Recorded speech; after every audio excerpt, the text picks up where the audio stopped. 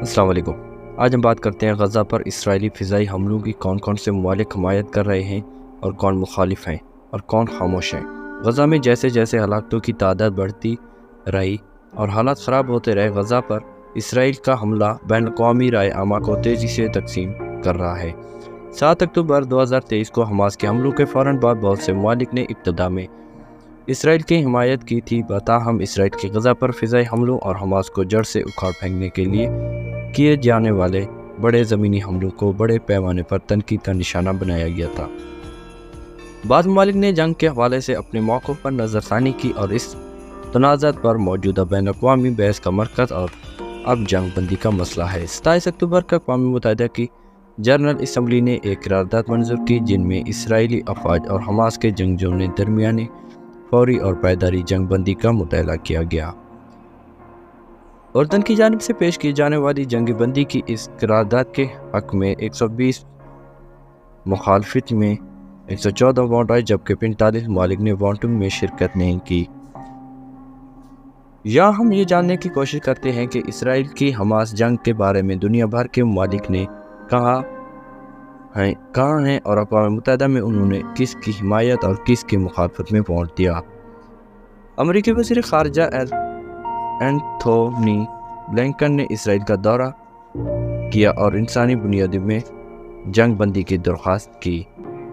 London میں ہزاروں لوگ غزہ میں جنگ بندی کے حوالے سے ہونے والے پروٹیسٹ میں ہزاروں مظاہرین نے اس میں شرکت کر کے جنگ بندی کے لیے کوشش کی۔ مشرق وسطی کی بیشتر ریاستوں نے اقوام متحدہ کی جنگ بندی کی قرارداد کے حق میں ووٹ دیا اور بہت سے ممالک نے اسرائیل کی افواج آپریشن کی شدت مذمت کی۔ ترکی کے صدر رجب اردوغان نے حال ہی میں حماس کی مجاہدین آزادی کا ہے اور فلسطین کی بازیابی کی جدوجہد میں شامل ہیں۔ اسرائیل پر حماس کے حملوں کے بعد روس کی رہنمائی اوتان نے ابتدائی چند دنوں تک خاموشی اختیار کیے رکھا اور اپنے ابتدائی تبصروں میں انہوں نے اسرائیل پر تنقید کے بجائے امریکہ پر تنقید کی اور کہا جو کچھ ہوا ہے اس کے مشرق وسطی میں امریکہ کی پالیسی کی ناکامی ظاہر ہوتی ہے۔ اگر ہم ایشیا میں دیکھتے ہیں، ایشیا اقوام متحدہ کی جنرل اسمبلی میں تقریباً تمام ایشیا ممالک نے جنگ بندی کے حق میں ووٹ دیا۔ انڈیا ان ممالک میں سے ایک ہے جس نے اقوام متحدہ کی قرارداد پر ووٹنگ سے گریز کیا۔ انڈین حکومت کے اس اقدامات کو جلد اختلافات کی جماعتوں نے حیران کن قرار دیتے ہوئے تنقید کا نشانہ بنایا۔